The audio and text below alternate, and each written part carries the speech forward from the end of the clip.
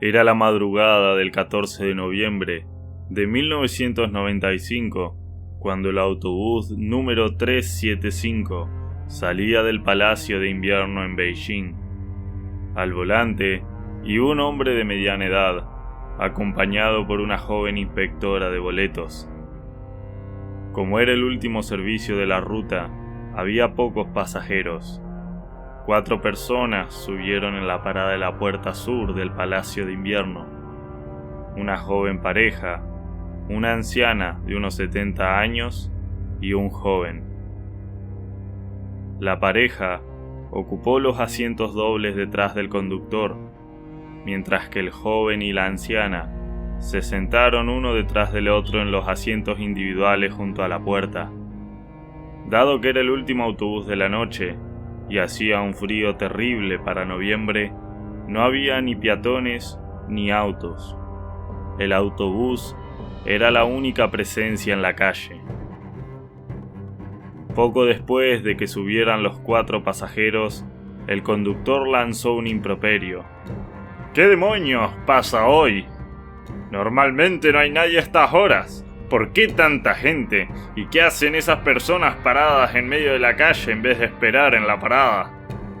Resulta que había 2 personas haciendo señas para que el autobús se detuviera. Aunque no era obligatorio recogerlos porque no estaban en la parada, la inspectora, compadecida por el frío y la hora, le pidió al conductor que los tomara. Para sorpresa de todos, eran 3 personas, no 2. Vestían extrañas túnicas que parecían ser de la dinastía Qing. Nadie podía distinguir si eran hombres o mujeres, y sus rostros eran pálidos como la cera. El tercero, desaliñado y tembloroso, era sostenido por los otros 2. Los 3 se sentaron al fondo del autobús. Los pasajeros originales estaban asustados por su apariencia, pero la inspectora intentó tranquilizarlos diciendo que probablemente eran actores terminando un rodaje. Incluso bromeó sobre el estado del tercero, asegurando que estaba borracho. Poco a poco, el miedo se disipó, aunque la anciana seguía nerviosa. Después de unas paradas, la pareja joven bajó. Quedaron el conductor, la inspectora, la anciana, el joven y los 3 extraños. De repente, la anciana acusó al joven de robarle la billetera. El joven, sorprendido, negó todo. La anciana insistió y pidió bajar en la próxima parada para ir a la policía. Para demostrar su inocencia, el joven aceptó. Una vez en la parada, la anciana suspiró aliviada y le confesó al joven que no había ido a la policía porque había salvado su vida. Los extraños no eran humanos, aseguró. Le había visto los pies cuando se levantó una ráfaga de viento. Aterrorizados, fueron a la policía, pero nadie les creyó. Al día siguiente, la empresa de autobuses reportó la desaparición del autobús 375, el conductor y la inspectora. La policía recordó el caso de la anciana y el joven y comenzaron una búsqueda sin éxito. La noticia se hizo pública y los 2 fueron entrevistados. Se habló de teletransportación. Días después, encontraron el autobús a más de 100 kilómetros de su última ubicación, sin testigos que explicaran cómo había llegado allí.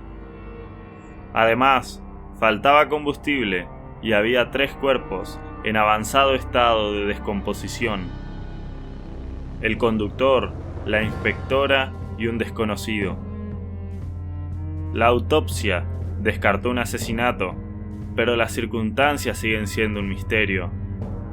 ¿Qué ocurrió realmente en el autobús 375? ¿Quiénes eran los extraños? ¿Fue realmente un caso paranormal? Las respuestas siguen perdidas en la oscuridad. La noticia se propagó como la pólvora por toda Beijing. Los periódicos sensacionalistas se llenaron de titulares escalofriantes y teorías conspirativas.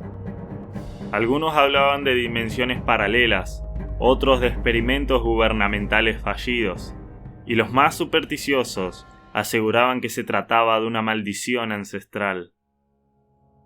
Los investigadores intentaron dar con más testigos, pero fue como buscar una aguja en un pajar. Los pocos que recordaban haber visto el autobús en aquella noche juraron haber visto algo extraño en su interior, sombras ondulantes que se movían sin razón aparente. Un taxista que había cruzado caminos con el 375 en las afueras de la ciudad afirmó haber visto a los pasajeros mirando fijamente por las ventanas, sus rostros pálidos y vacíos. La autopsia de los cuerpos encontrados en el autobús arrojó resultados aún más desconcertantes. Además de la descomposición acelerada, se detectaron niveles inusualmente altos de una sustancia desconocida en la sangre de las víctimas. Algunos expertos sugirieron que podría tratarse de una toxina producida por alguna criatura o entidad desconocida. Se realizó un exhaustivo análisis de la ruta que había seguido el autobús.